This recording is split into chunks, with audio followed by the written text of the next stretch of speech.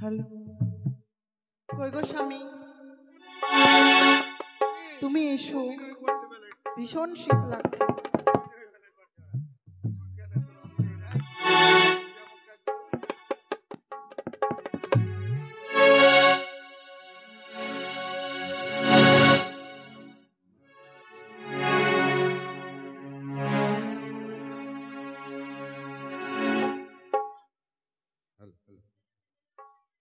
মেনকা,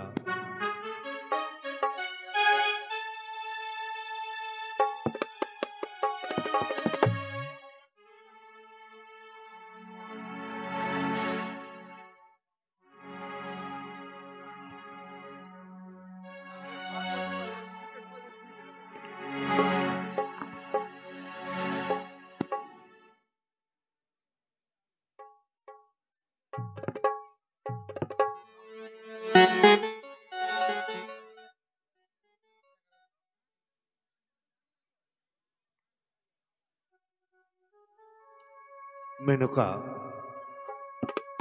আজ আমাদের একমাত্র কন্যাকে বিবাহ দিয়েছি, তাই আমাদের বৈবাহিক মহেশকে বলেছি তারা বিদায় নিয়ে আবার ওই চম্পলাই চলে যাবে। মা বেহুলা, জানিস মা, আজ সে বিদায়ের সানাই বেজে উঠেছে রে মা। তাই তো জানি নগর হইতে বিদায় নিয়ে ওই শ্বশুরালয় যে তোকে যেতে হবে রে।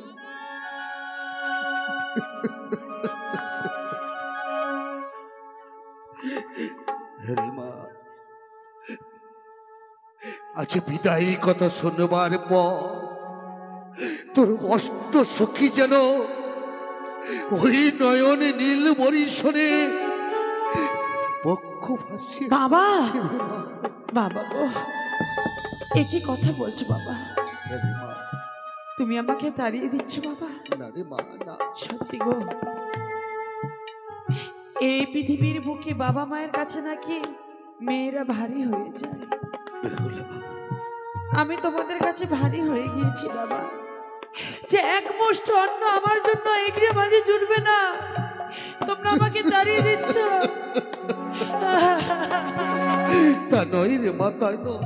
জানিস মা, মেয়েরা ছোট থেকে বাবা মায়ের কাছে আদর সে বড় হয়, বড় হবার পর তাকে সংসার ধর্ম পালন করবার জন্য, পরকে আপন করে নেবার জন্য ওই শ্বশুরালয়ে চলে যেতে হয়। সত্যি বাবা, সত্যি বলেছ গো,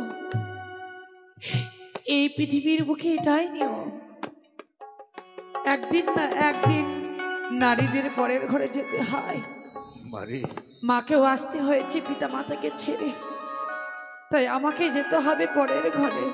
কিন্তু আমি তো কোনো কর্ম জানি না মা, আমাকে কর্ম শিখিয়ে দিবে না মা? আমি যে কোনো কর্ম জানি না মা গো, তুমি আমাকে কর্ম শিখিয়ে দাও মা, শিখিয়ে দাও। তোকে আমি ছোট থেকে লালন পালন করে বড় করেছি মা গো, কোনোদিনই তোকে আমি একটি গৃহকর্ম করতে দিই, তাই তো তুই শ্বশুরালয়ে গিয়ে এমনই কি কর্ম করবি আমি তোকে সমস্ত কিছু বেশ বেশ বলিও রে মা বেহুলা,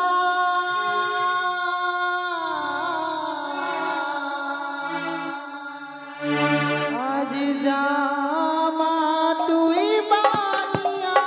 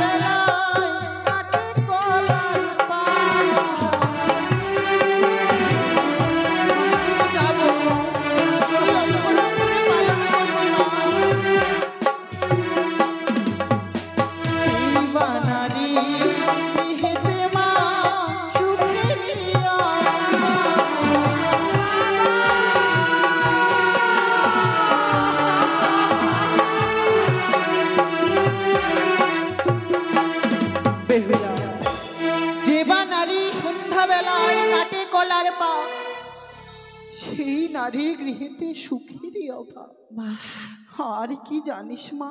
আর কি মা গো? যে বা নারী সন্ধ্যাবেলা ঝাড়ে মাথার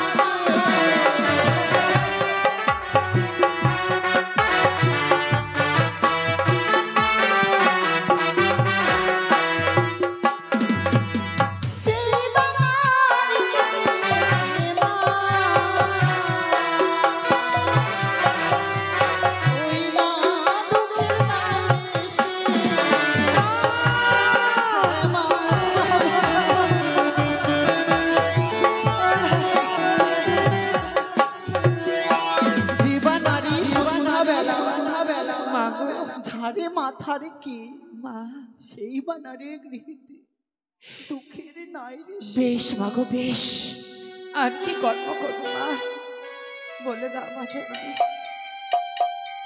মা মা গো বড়দেরকে প্রণাম দিবি, ছোটদেরকে আদর স্নেহ মায়া মমতা ঠাকুরকে মেনে চলবি, স্বামী দেবতার কথা মেনে চলবি মা। তবে যে তোর সংসারে জীবনে সুখের হবে মা। বেশ মা গো, তোমার কথা মতো গিয়ে আমি শ্বশুর ঘরে গিয়ে কর্ম করব, কিন্তু মা আমি তো চলেই যাব মা গো। তোমাদের জামতার হাসতে আমাকে সমর্পণ করে দেবে না? বেহুলা সুন্দরভাবে তোমাদের জামতার হাসতে সমর্পণ করে দাও মা জননী, তোমরা করে না।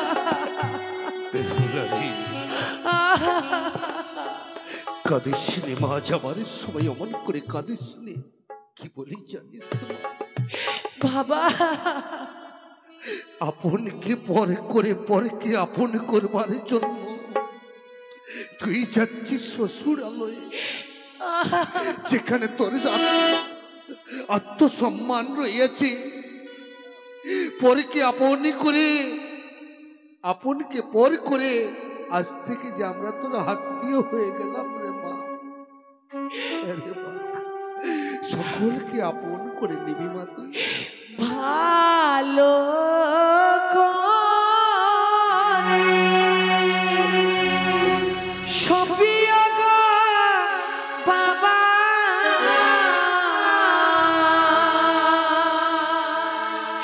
ওই না বাণী আরো ঘরে গো বাবা বাণী আরো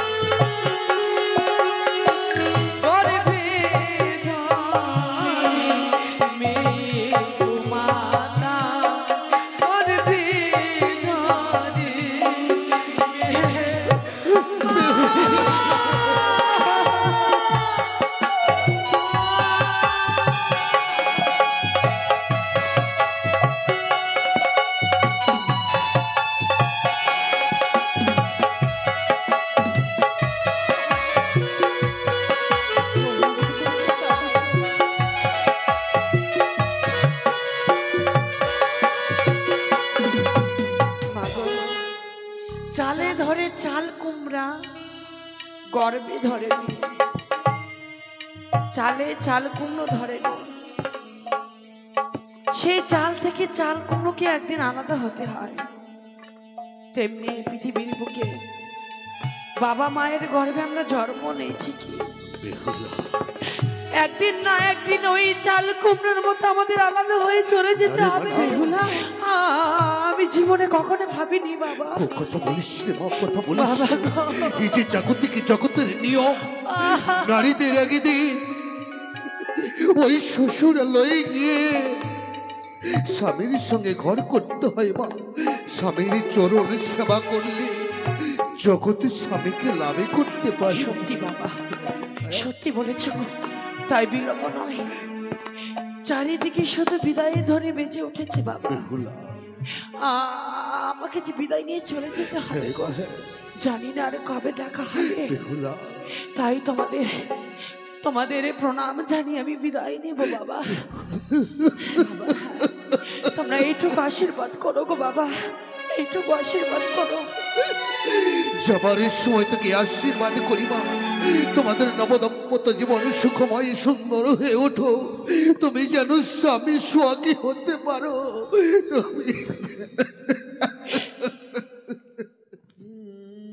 বাবা তোমায় ছেড়ে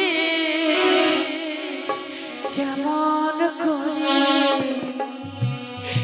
যাব পারির ঘরে। মাগো তোমায় ছেড়ে কেমন করে যাব পারির ঘরে।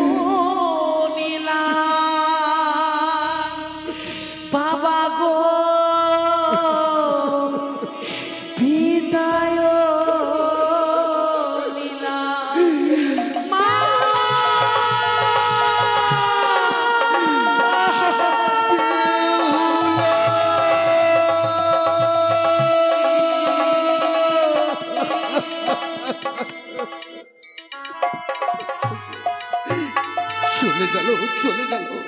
আমাদের নাবালিকা কন্যা যেন কাঁদতে কাঁদতে বিদায় নিয়ে ওই শ্বশুরালে চলে যায়। মেনকা সে দেখো, ওই তো বিধির বিধানে যাওয়ার কিছু আজ মাপি হলো যেন শ্বশুরালে চলে যায় গো।